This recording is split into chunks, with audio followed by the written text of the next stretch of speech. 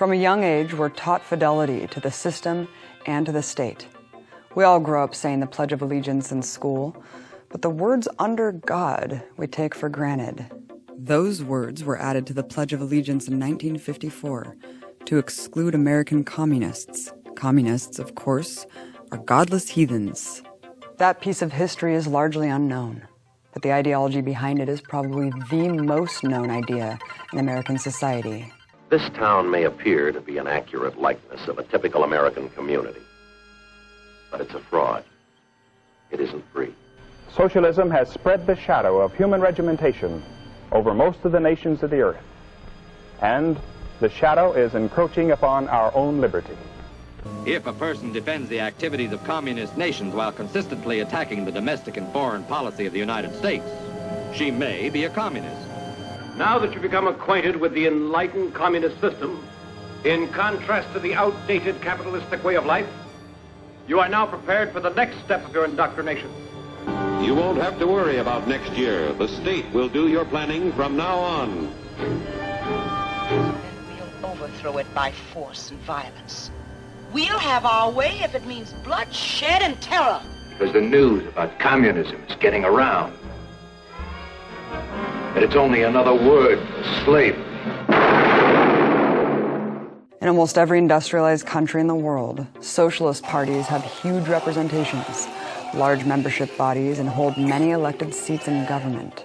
But in America, everyone knows that being called a socialist or a communist carries an immediate negative connotation.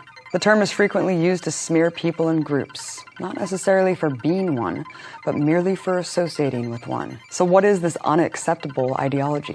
To find out, I talked to a founder of a socialist organization in the United States, the Party for Socialism and Liberation, and longtime socialist organizer Brian Becker. People think Karl Marx was the originator of socialism, maybe modern socialism, but you look at early Christianity, early Islam, the early tenets of Judaism, a lot of it has a yearning for the old days, the yearning to go back to primary or social existence where there's cooperation and equality. Socialism is the ideology reflecting the desire by people who want change, people who want to get rid of the evils and the injustices of the capitalist society and replace it with a new society, a society based on public ownership. And public ownership means that instead of the corporations and the banks and the wealth, all that which is created by the labor of human beings, working people, instead of that wealth being accrued and accumulated by a small percentage, it is used for society's needs. In the United States Constitution, people are given political rights. The homeless get the right to vote every 2 or 4 years, but they don't have the right to a home. The socialist program is everyone must have the right to employment or an income if they can't work. Everyone, as a guaranteed constitutional right, must have a place to live that's affordable. And health care should be free, and education should be free. Now, those 4 things, that's the hallmark of the socialist program, that's been demonized, but if you ask most American people, certainly the have-nots, they'll think, yeah, those are pretty good things. And what are socialism's roots here in America? Well, socialism has very deep roots in America. Most Americans don't know it, but the rise of the kindergarten, the rise of public education, the rise of something called Social Security. That is, when you retire and are no longer productive, no longer able to be employed by a capitalist productively, you should not be living a life of poverty, Social Security. The idea of unemployment insurance, meaning when you're laid off, not for any fault of your own, but because the capitalist system routinely goes through economic recessions and depressions, you should be cared for by an unemployment insurance. These are the ideas that originated with the socialist movement. In the late 1800s, there was an intense battle between organized labor and the country's industrial capitalists. With socialists in the leadership, the labor movement was on the cusp of winning the 8-hour workday, and the corporate owners were willing to do anything to keep working their workers to the bone. Workers on strike all over were shot and killed by police during this fight for what seems like such a basic human right today. In 1887, 7 anti-capitalist leaders in the movement were sentenced to death on trumped-up charges, 4 of them publicly hanged. It was a clear message to anyone involved in radical politics. The battling ideologies of capitalism and socialism in America is more than just opposing arguments. It's been a real battle with real weapons, where one side was exiled, sent to prison, and murdered. Anti-communist paranoia continued to build. Struggles that outraged the rich, like child labor laws and women's right to vote, were labeled red plots. President Woodrow Wilson was helping push for new laws that officially criminalized opinions, not deeds. In 1915, in his State of the Union address, he declared, "There are citizens of the United States who have poured the poison of disloyalty in the very arteries of our national life, who have sought to bring the authority and good name of our government into contempt. Such creatures of passion, disloyalty, and anarchy must be crushed out." And the mission to crush out anti-capitalist ideas was in full effect as World War I began. A coalition of socialists and anarchists who had been leading the militant labor and anti-war struggle was a primary target. Over 90 IWW leaders were mass arrested and given lengthy prison sentences. Repression in the courts was reinforced by hired gangs and lynch mobs, allowed by the state to carry out vigilante actions. In 1917, the oil company-controlled newspaper Tulsa World printed on its front page, "The first step in whipping Germany is to strangle the IWWs, kill them, just as you would kill any other kind of snake." And they did kill them. In that year alone, big business's thugs, like the Pinkerton Gang, lynched many IWW leaders. Frank Little, a popular IWW leader of mine workers in Butte, Montana, was beaten, dragged behind a car, and hanged from a railroad trestle.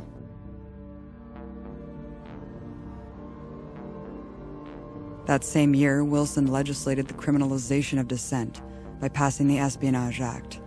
Included in the U.S. government's sweeping definition of espionage, suggesting that you shouldn't be used as cannon fodder in a war between ruling elites. In 1918, famous American socialist and presidential candidate Eugene Debs gave a speech in Canton, Ohio. He said, "Wars throughout history have been waged for conquest and plunder. The feudal barons of the Middle Ages, the economic predecessors of the capitalists of our day, declared all wars, and their miserable serfs fought all battles, taught to revere their masters, to believe that when their masters declared war upon one another, it was their patriotic duty to fall upon one another and to cut one another's throats for the profit and glory of the lords and barons. They alone declare war, yours not to reason why, yours but to do and die. If war is right, let it be declared by the people. You, who have your lives to lose, you certainly above all others have the right to decide the momentous issue of war or peace." For these words alone, Debs was arrested, convicted, and sentenced to 10 years in prison. The charge? Obstructing recruitment. Many others who did nothing but speak against the war met the same fate.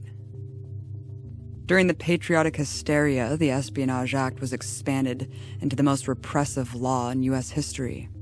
The Sedition Act read, "Whoever shall willfully utter, print, write, or publish any disloyal, profane, scurrilous, or abusive language about the form of government of the United States, or the military or naval forces of the United States, or advocate, teach, defend, or suggest the doing of any of the acts, shall be punished." Over 1,500 people were arrested under this law. Those convicted faced up to 20 years in prison. Everything and everyone was a target.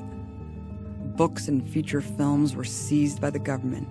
Every postmaster in the country was under orders to monitor all mail and refuse to mail newspapers and magazines deemed unloyal. Despite this repression, major victories were still won. During World War I, workers were able to win higher wages. But after the war, their bosses wanted those wages back. The captains of industry in America had just watched peasants and industrial workers in Russia rise to power. It had reverberations everywhere. People all over the U.S. stood up to the attacks on their jobs and wages. In a wave of strikes in 1919, 1 out of every 5 workers in America walked off the job. The display of power was formidable. U.S. Attorney General Mitchell Palmer, a member of the progressive wing of the Democratic Party, along with the Justice Department head, the young J. Edgar Hoover, mounted the capitalists' counteroffensive. Palmer wrote in the case against the Reds. Like a prairie fire, the blaze of revolution was sweeping over every American institution of law and order a year ago. It was eating its way into the homes of the American workmen. Its sharp tongues of revolutionary heat were licking the altars of the churches, leaping at the belfry of the school bell, crawling into the sacred corners of American homes, seeking to replace marriage vows with libertine laws, burning up the foundations of society. While they have caused irritating strikes, and while they've infected our social ideas with the disease of their own minds and their unclean morals, we can get rid of them. On November 7th, 1919, a date chosen to mark the anniversary of the Russian Revolution, a series of violent raids without warrants took place in 12 American cities, arresting hundreds. Months later, on January 2nd, raids took place in more than 30 cities involving federal, state, and local law enforcement. Every single socialist office was raided. Homes of socialists were also raided. Around 10,000 people were rounded up and thrown in jail in Palmer and Hoover's raids. Thousands of resident immigrants were deported for being communists. The raids became notorious for their extreme brutality. Such a massive operation dealt a huge blow to the socialist movement and was a clear message of terror to anyone who considered joining a socialist group. Similar state-sanctioned violent repression of socialists continued in the following years. Police departments formed official Red Squads, where police intelligence units working with business elites unleashed terror on party members. They conducted mass surveillance, raided their meetings, and ransacked their offices. As a Los Angeles police commissioner said in defense of their Red Squad in the 30s, "The more the police beat them up and wrecked their headquarters, the better. Communists have no constitutional rights." Why did socialism become so strong and also so demonized and attacked at the late 19th century and early 20th century? Well, it was really about power. The socialist movement started to arise when the ugliness of urban proletarian or bourgeois society, the working of 14, 16 hours a day, the working of children to the bone, the working of people so that they died at a tender age because they worked so long. Those kind of oppressions suffered by the modern working family, that gave rise to a socialist movement. People who said, we work all day, and for what? So that the capitalists, the big robber barons, can get ever richer. We want ours. And that was the beginning both of the union movement and the beginning of socialist movements, socialist newspapers, and socialist parties in the United States. Despite repression over those decades, socialism in America still flourished. In 1912, there were 13 daily socialist newspapers, 12 monthlies, and 298 different weekly socialist publications. Eugene Debs, who ran for president on the platform of making the United States a socialist country, won 6% of the vote, over 7 million votes by today's population, and at a time when women and African Americans were barred from the ballot box. Debs' party, the Socialist Party, had 118,000 active members. The Communist Party, which had 8,000 members in 1929, swelled to 100,000 in just 10 years. Beloved figures embraced and joined communist parties, such as Langston Hughes, Pete Seeger, and Helen Keller. Between 1898 and 1933, there were 57 different socialist mayors elected in 23 states, from Nebraska to Florida to New Jersey.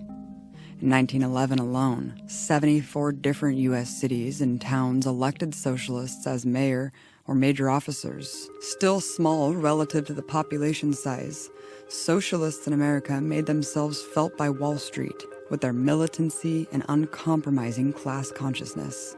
Fearing losing their power altogether, the empire's kingpins granted major concessions with the New Deal to try to quell the workers' rebellion. The movement at home wasn't the only thing scaring the elites. A rapidly changing world catapulted the repression. That was a response by the elites in America to the Bolshevik Revolution. Here in Russia, you had poor people in the cities and in the countryside take the power, hold the power, and say that they're a socialist government.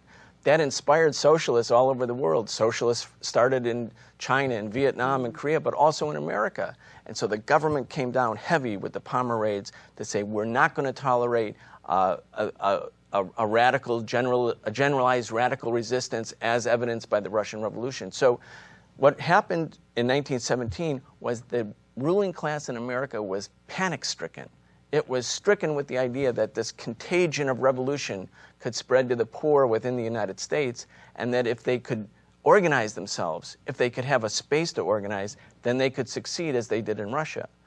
From a historical point of view, I think it's really good to remember that when the Haitian Revolution happened, the slaves in Haiti, the first slave revolution, it had a panic impact on the American capitalist class, which at that time was a slave-owning ruling class. When George Washington and his Secretary of State Thomas Jefferson rushed money to the beleaguered white racist regime in Haiti to stop the Haitian Revolution in the 1790s.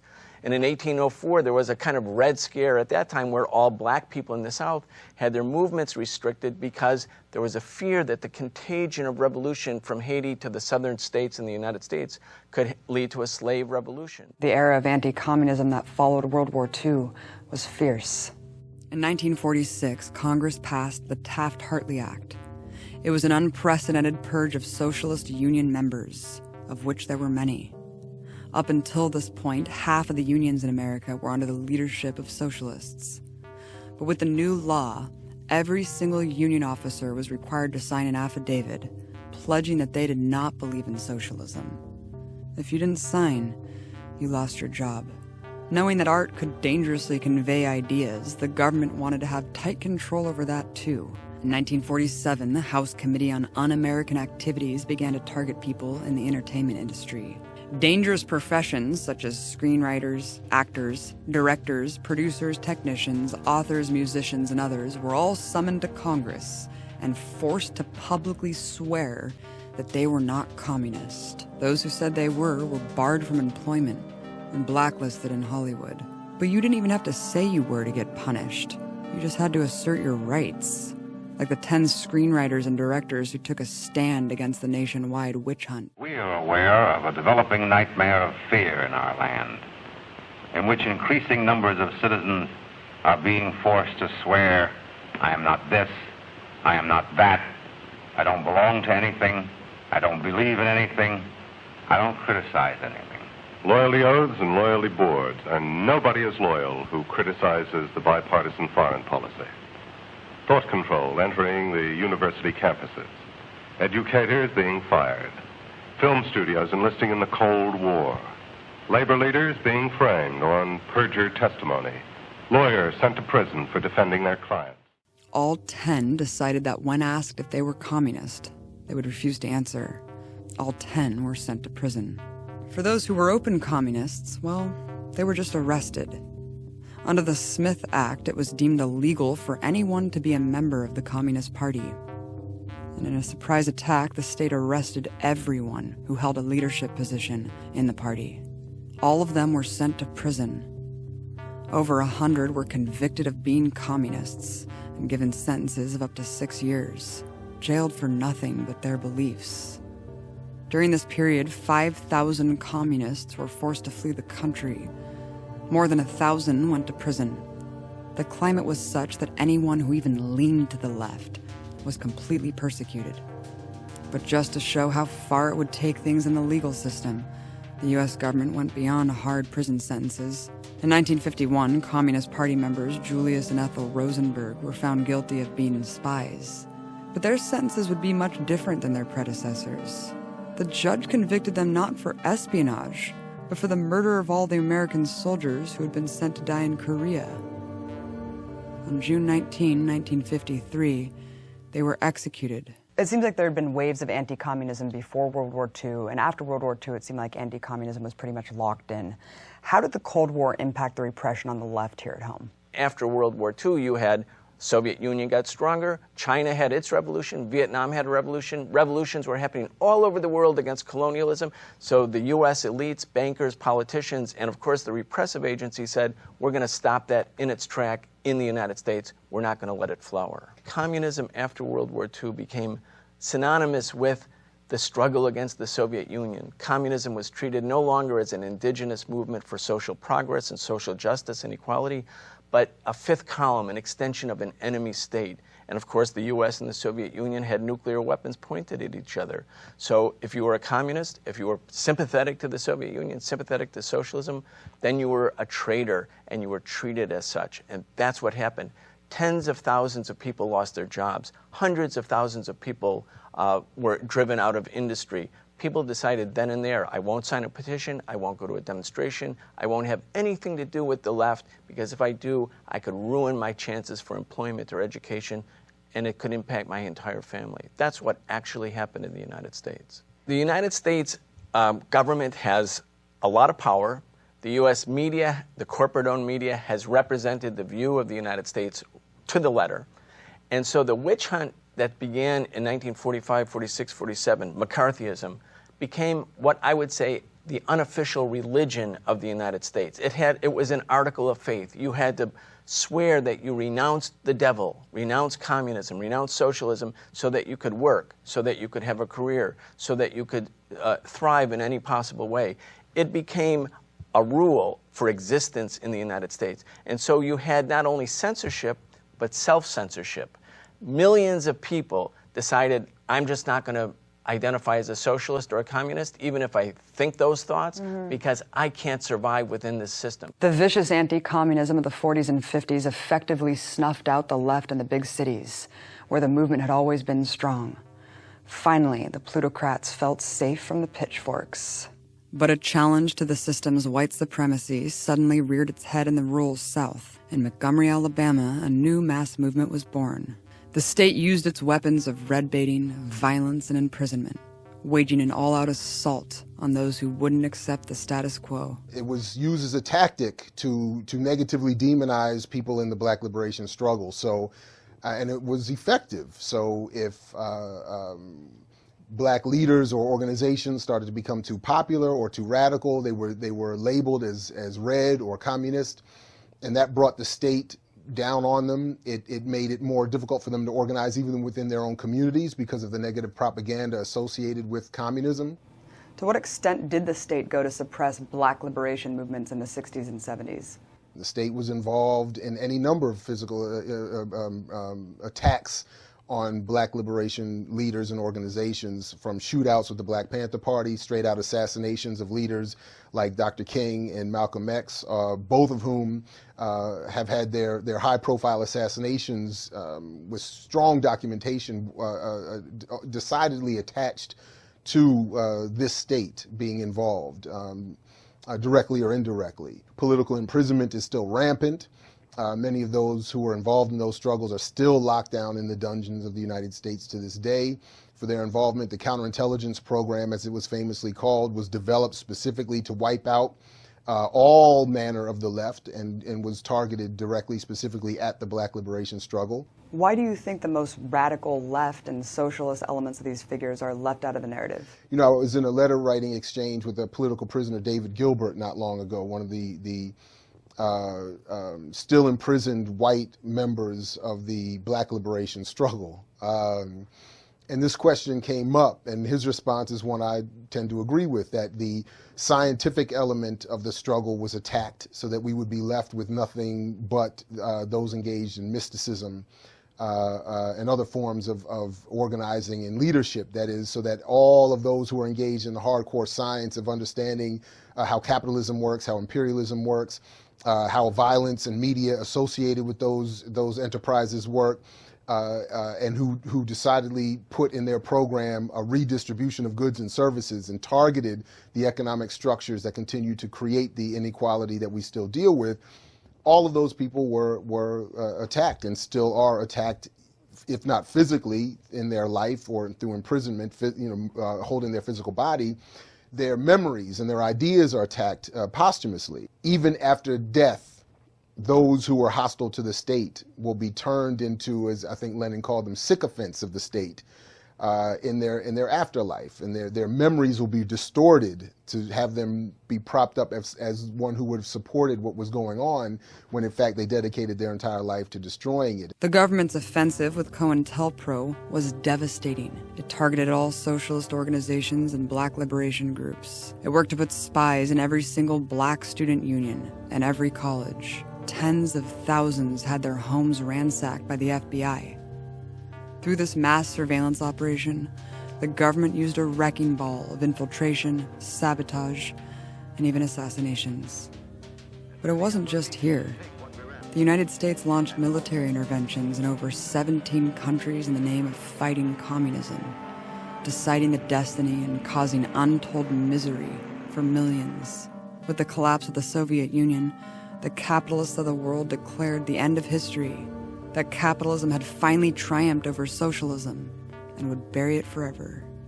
But if history has taught them anything, it's that even though they scorched the fields that grew socialist ideas, those seeds, though sometimes dormant, would sprout again.